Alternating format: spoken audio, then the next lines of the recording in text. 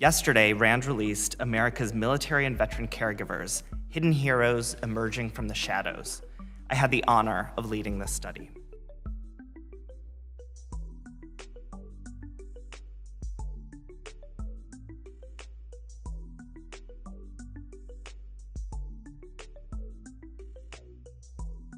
The study estimates that there are 14.3 million military and veteran caregivers. This estimate surpasses past estimates of military and veteran caregiving in the United States. Many people caring for those in need of support do not identify as caregivers, but previous research has largely relied on a person identifying as a caregiver in order to be counted as one. Our updated approach relies on people describing the caregiving tasks they perform. We are including caregivers who may not identify as such. This may include individuals caring for aging spouses, individuals caring for their friends with mental health conditions or substance use disorders, or non-family members who may take on caregiving roles for their friends and neighbors. One important distinction we found was that 26% of these caregivers are caring for service members and veterans aged 60 and under, and these caregivers and their experiences are very different from those who care for someone over age 60.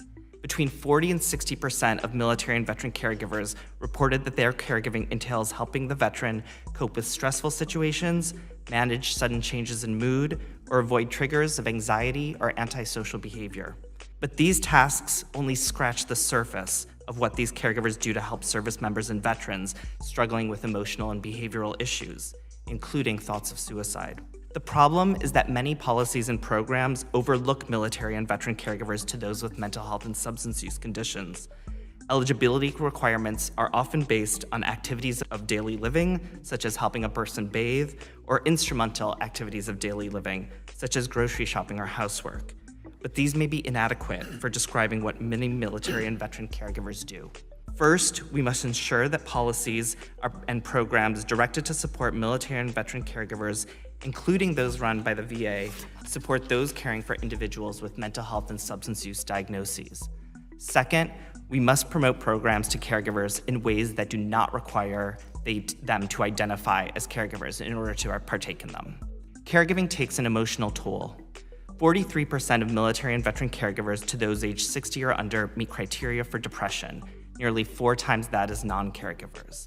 Expanding telehealth may increase access to mental health care for more people, but its benefits will only be fully realized when interstate licensure agreements are worked out. Integrating mental health into primary care, like models such as collaborative care, is also a critically important step.